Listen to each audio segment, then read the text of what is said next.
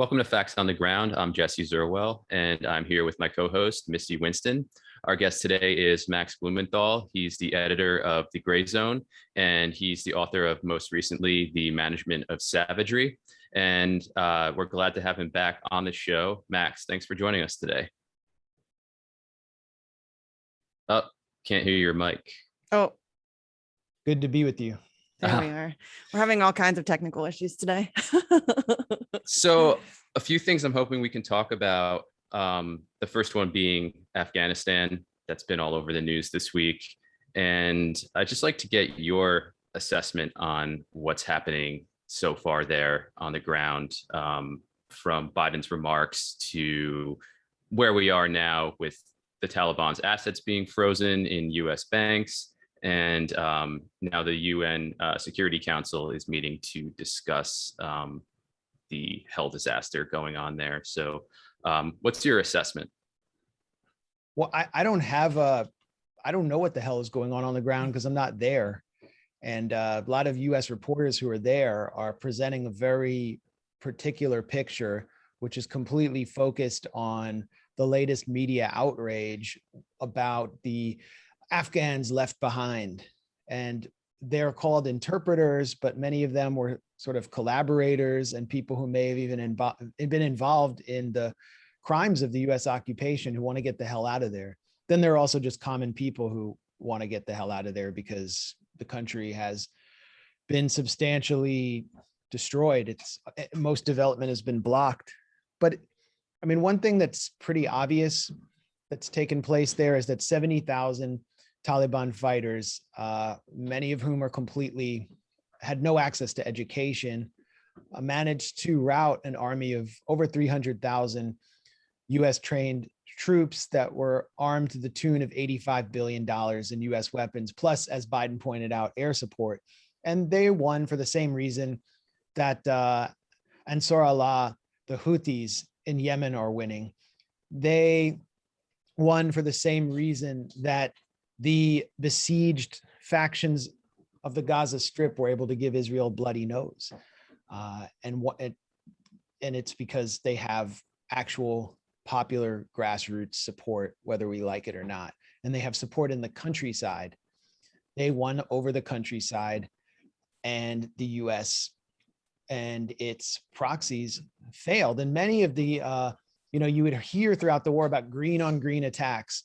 Those are the attacks of the Afghan army on their US trainers and US troops in general.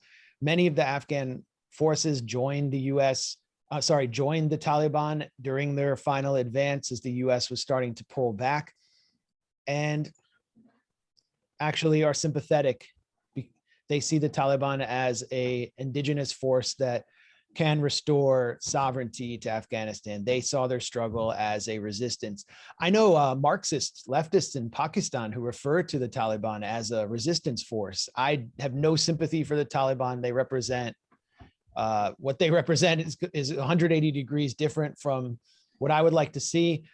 But, the Soviets faced this similar problem when the Red Army was basically dragged into conflict when the CIA began arming the Afghan Mujahideen to attack their supply lines, attack their helicopters, and then they needed to provide support for the supply lines to keep the government of Mohammad Najibullah alive in Kabul. The difference between the Soviet Union's involvement in Afghanistan and the US involvement is something that few are pointing out, which is that the government of Mohammad Najibullah, the Marxist government, managed to last 3 years with some popular support, but also because the Soviets were able to train a better Afghan army and establish better partnerships. Sorry, that's my co-host. And how long did it take for the US occupation to collapse? And the US partner forces to collapse? Literally less than a week. Joe Biden said there is no way that this force will collapse immediately. He said that a week before they completely collapsed, and we started seeing these images out of Kabul airport. So the US, this is a commentary on US society writ large and how the American capitalist system, the US can't build anything it used neoliberal methods in Afghanistan to try to develop a state. And people got really rich in Washington, the contractors, a lot of mansions went up in the far suburbs of DC. A lot of luxury condos went up for like the mid-level contractors. All of this bloat, trillions of dollars, it flowed back into DC, into the pockets of some really slimy people who don't actually care about Afghans. And it also went into the pockets of Ashraf Ghani, who is an academic trained in the West from the World Bank, who was installed as president of Afghanistan. And several days ago, maybe weeks ago, he fled the country allegedly with bags of cash to the United Arab Emirates, $170 million allegedly. This is a guy who is far more connected to the Beltway blob and the think tank complex of these neocon militarists than he is to any indigenous Afghan culture. I mean, you just go and look at his TED Talks, his Google Talks, his talks that he gave for at the Aspen Institute, which is like one of the premier neoliberal democratic think tanks in Aspen, Colorado. And he's sitting there next to Claire Lockhart, who is the wife of Joel Rayburn, the State Department official who was in charge of wrecking Syria and Iraq. And he's talking about how to build effective states. He actually was the executive chairman of the Institute for State Effectiveness. I mean, you can't make this stuff up. It's just so ironic. And he was presiding over the catastrophe of Afghanistan. Plus, it's a narco state. That's scarcely discussed. It's an issue that we're going to be talking about at 2:00 with Pepe Escobar, me and Ben Norton at Moderate Rebels. But my take on the situation is that the U.S., that this is a commentary on the U.S. system that it sought to export to Afghanistan. The same thing we saw in Iraq with the occupation and the Green Zone and the Bush administration bringing in like Heritage Foundation interns to establish a Wall Street style investment casino in Baghdad, like just exporting all of these phony neoliberal concepts and then plunging the country into disaster, leading to the rise of ISIS. And so the Taliban benefited from all that. They filled the void. They represent the Pashtun majority. There's all these funny images of them playing on gyms and doing all these goofy things. It's very surreal. Them, doing press conferences in Ashraf Ghani's office. But what's really surreal is Ashraf Ghani's office and the whole. The Taliban are what many of people in Afghanistan are actually like. Ashraf Ghani and what the U.S. sought to impose is not. And so we need to accept that reality and not the reality that Marianne Williamson or others want to impose, where the U.S. is like this feminist fighting force that comes in, and people don't want that. A small number of people might want that there, but why did the Mujahideen resist the Soviet Union and the government they were supporting there, the Marxist secular government? Because they didn't want their daughters going to school. I mean, this was widely reported at the time. I wrote about it in The Management of Savagery. I just went back and read articles from the Wires, articles by US reporters who were going and embedding with the Mujahideen, talking to them because they were freedom fighters in their minds. And they said, we don't want our daughters going to school. We don't want what they're giving us. It's like talking to evangelicals in middle America.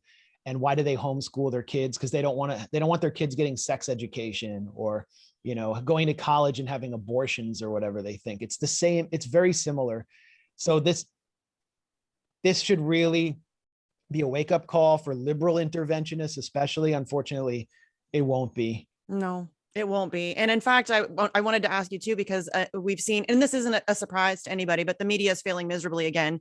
Mainstream media is hosting, Bush administration officials to talk about Afghanistan. And then you have people like Marianne Williamson pretending that this is some feminist issue. And you have people like Crystal Ball saying that this is the most honest speech by a president on foreign policy that she's ever seen, when it's filled with lies. It's riddled with lies.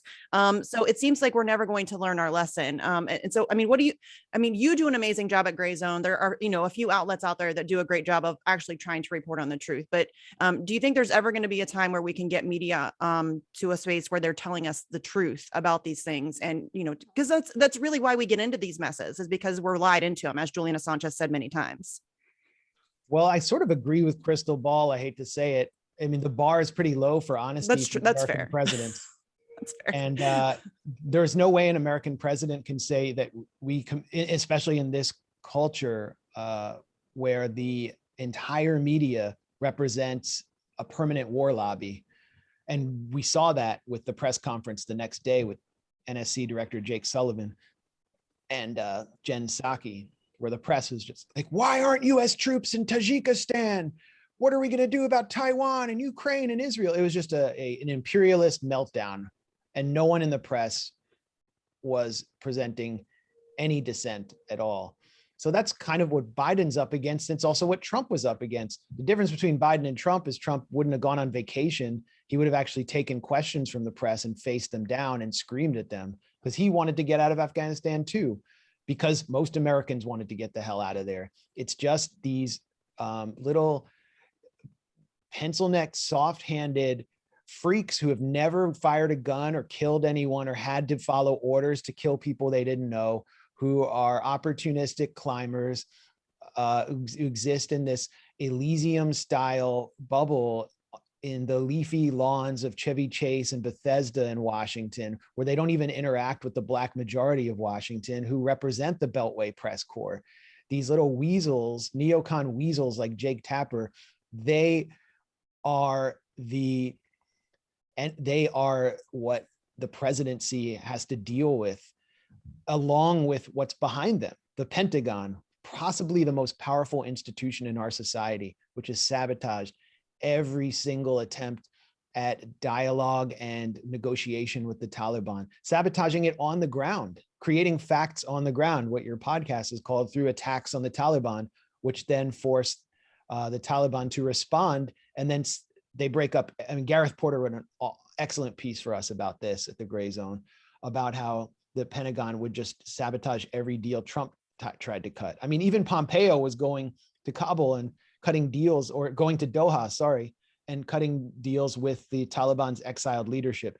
There's just overwhelming support among the US public for getting out of there.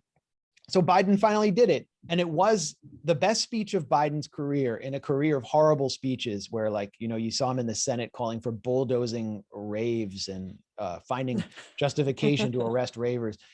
I was like, it is about goddamn time a president just said that we're not going to build this country. That's not what we're there to do.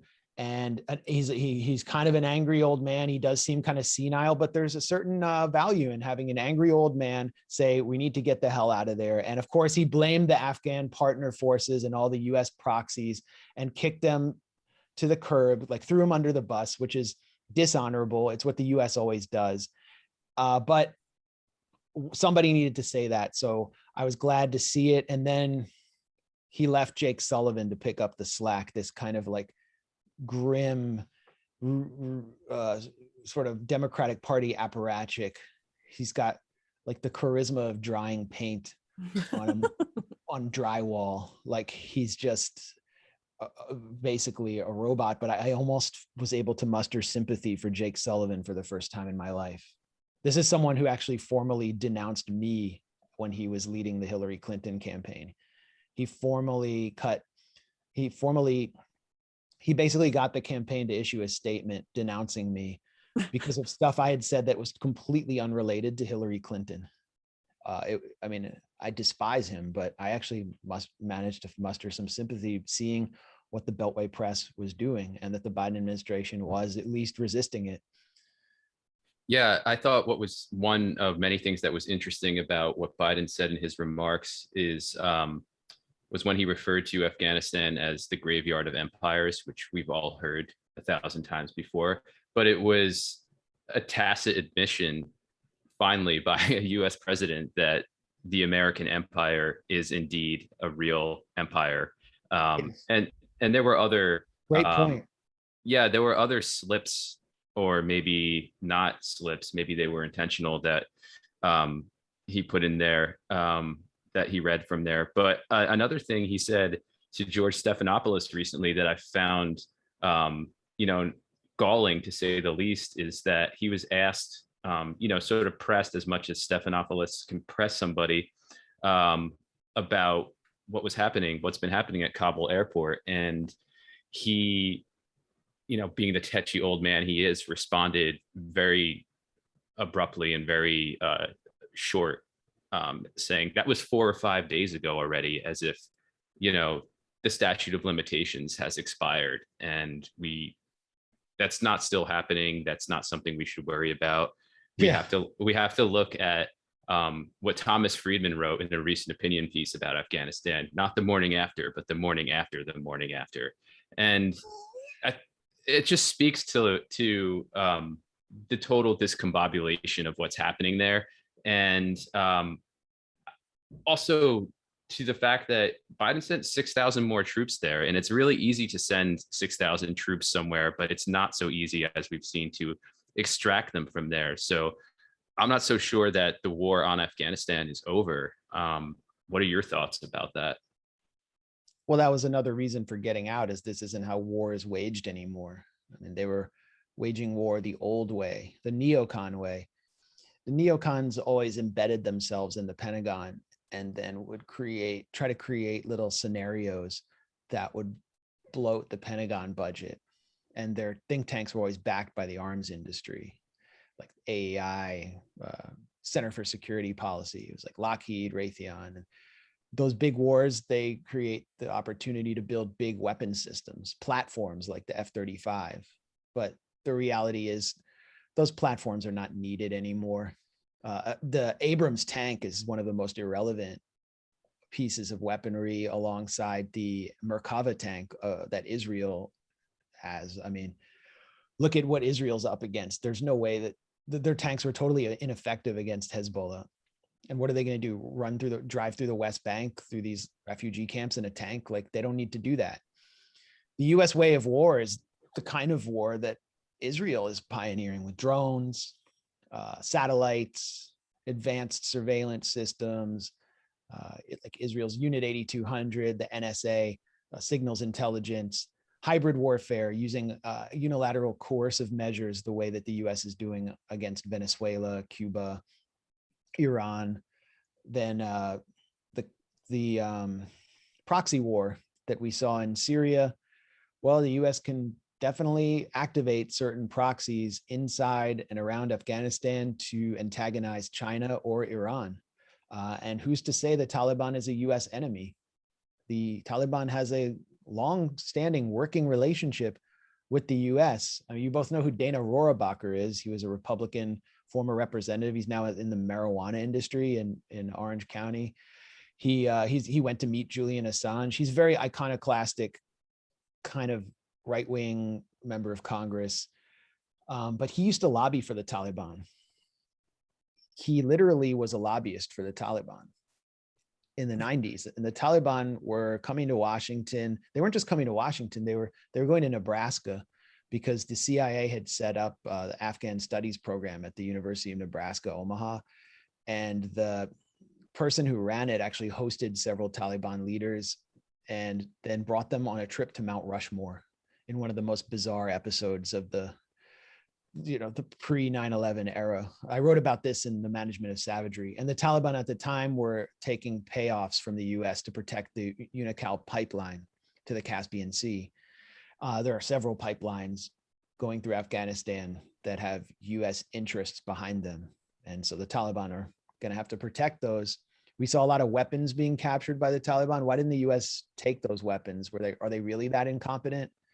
What about the attacks that have been waged in recent days by jihadist factions in Pakistan, including the Uyghur East Turkestan Islamic movement, against Chinese engineers to sabotage Chinese-Pakistan cooperation projects like a dam that are to be part of the Belt and Road Initiative, something that the US explicitly and fervently opposes? Could there be a US interest there?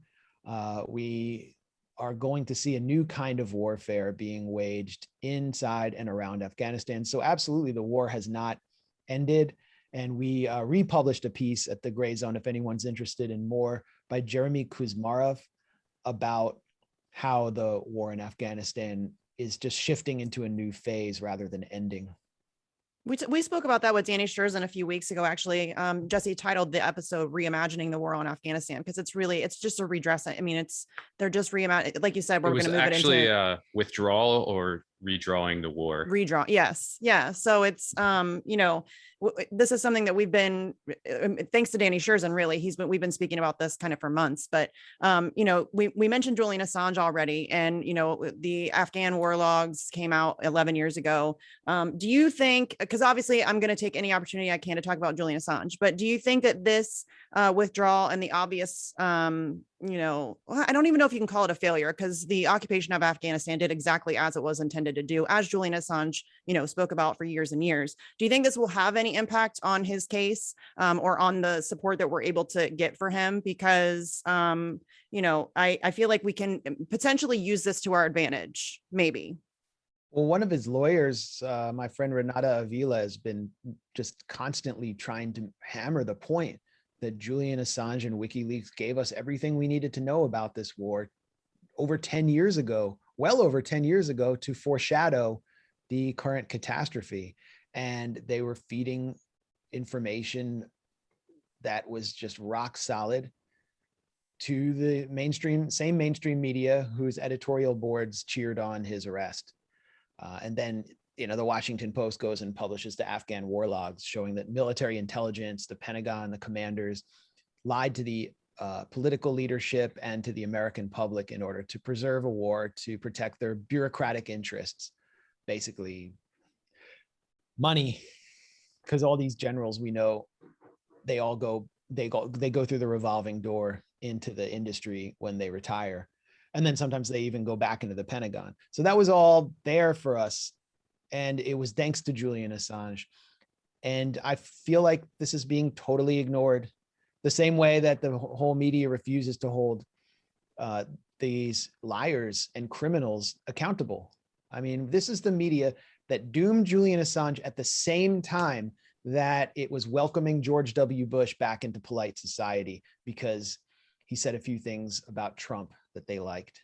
Some Donald Trump, he's not a model of good leadership. I mean, but Trump was I would just say Bush was a far worse president than Trump, but they just, so I really have very little hope right now that the mainstream press will do anything. I mean, if they wanted to start a drumbeat for Julian Assange, they could create a huge problem for the Biden administration and the Biden Justice Department. And I guarantee you that the Biden DOJ, if the media created a massive drumbeat for Assange, the way they have for Alexei Navalny in Russia, that would have major implications for his case. And I think the DOJ would start pulling back. So again, the media here is the enemy. The media here needs to be, I don't know what else to do except to call them out. I mean, there have been protests outside Merrick Garland's house here in DC. And I was like the only reporter who showed up. I mean, it's sad. Gray Zone is often the only reporter that shows up to our Assange protests in DC. I mean, people like Morgan Archikina will show up, and I think our last one we had a few others, but it's usually just Gray Zone or Lee Camp. Lee Camp will show up too. It's really depressing, and I'm glad that you just said that the media is the enemy, because we've been saying that for a long time, and people feel like that's overly dramatic. It's not at all. It's not at all. They're the ones that have been lying. Yeah. They lie us into every war, and they're misleading people about, they talk about misinformation, and now Twitter has this new feature where you can report misinformation. But we all know that that's not going to apply to the Washington Post or the New York Times or Joe Biden. That's only going to be used to squash dissent or conversations that are happening outside the establishment narrative. And, it's kind of terrifying where we're headed right now. And I also share your cynicism. I'm a very cynical person by nature. And I feel like the case of Julian Assange is one of those things that it's going to take mass public pressure. The media is not going to do their part in it. The DOJ is not going to, we can't appeal to their better angels. They have none. So it's going to take people, forcing them to do the right thing here, I think. Yeah. And everything that could possibly happen to acquit Julian Assange has happened. And from UC Global to Siggy Thorgerson. Yeah, it like what more could you ask for to have you know, extenuating circumstances or mitigating factors to free him?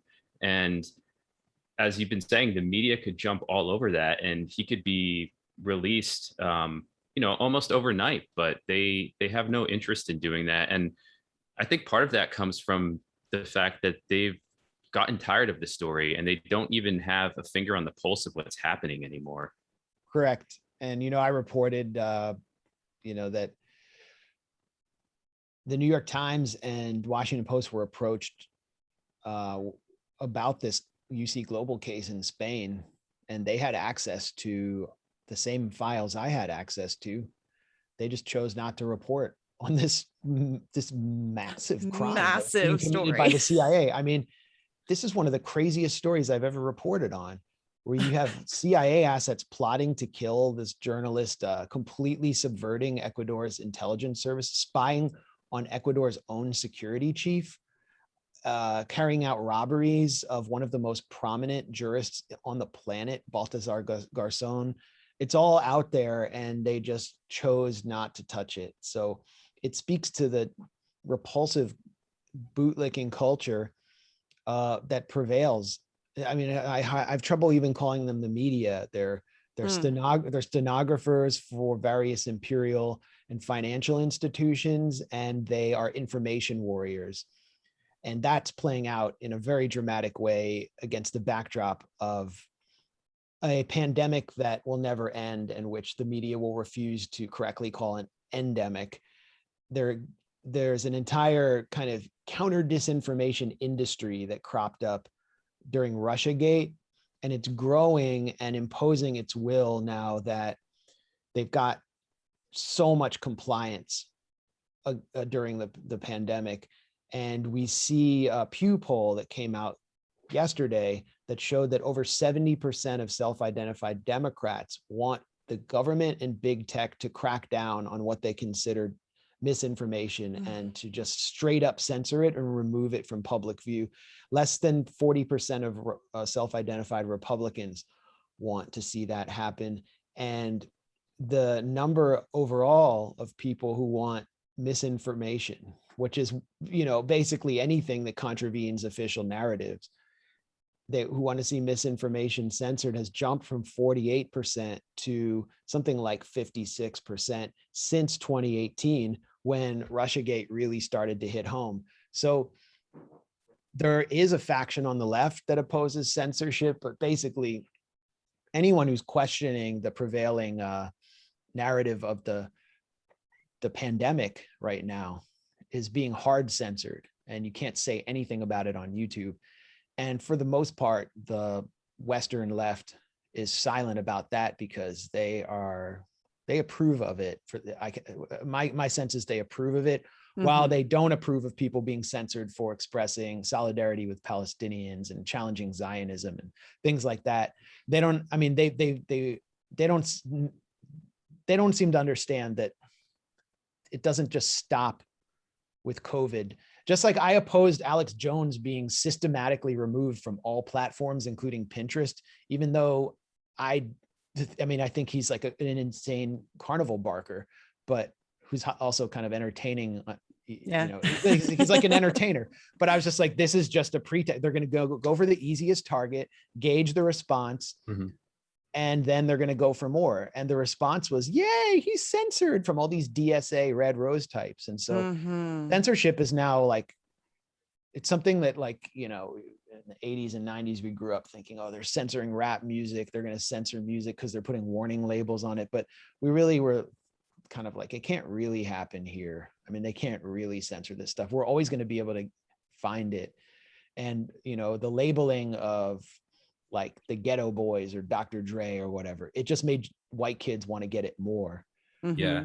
That's something that's happening online, but it also is, it's leading towards criminalization. Yeah, I thought it was interesting, to say the least, that right after Biden made his remarks on Afghanistan, that the announcement came out that we're going to have to, or not we're going to have to, but in a general sense, collectively, it's recommended or not recommended. It's like almost mandated now that a third shot is in order 8 months after getting your second shot. And you've been speaking a lot about this on your show, Foreign Agents on Rockfin.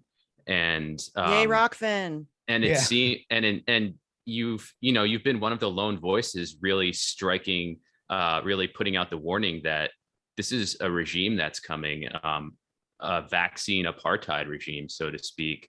And that's one of the reasons why you moved to Rockfin, was because you can't have even that conversation or like a space for debate on YouTube or Twitter, because you'll just get ramrodded out of existence. So as we wrap, because I know we're short on time, but can you just talk a little bit about that? What is probably coming down the pipeline with regard to this vaccine and the vaccine passports? Because it seems like it's all happening on purpose as this chaos in Afghanistan is happening, et cetera. So we really can't focus on it in any kind of like clear-eyed way. Yeah, I mean, I know Misty has to go at 1:45 and I got my stream at 2. So just really quickly, people are confused and angry about some of the things I've said, and they're calling me an anti-vaxxer. But for me, this isn't about vaccination per se, although we do have to be honest about the vaccines, what the adverse reactions could be, and their efficacy, which now we know wanes. The fact that they are not preventing people from being infected with the Delta variant, and they do not prevent people from transmitting it. So if you get it, it's to protect yourself individually. And we need to be honest about that, because the CDC has not been honest, and that's causing what we call vaccine hesitancy.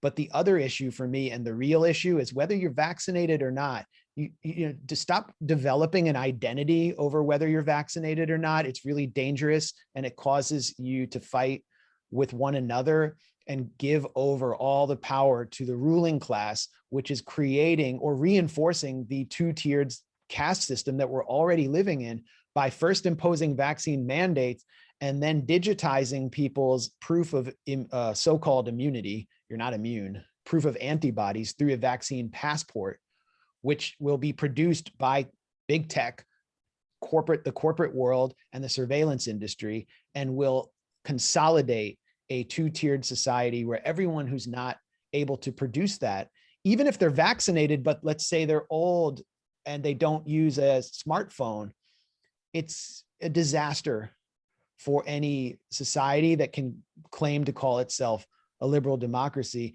And what it really amounts to, and I want to say this in Chinese state media, because China gets attacked so much for this. It's a social credit system. That's what we're establishing here.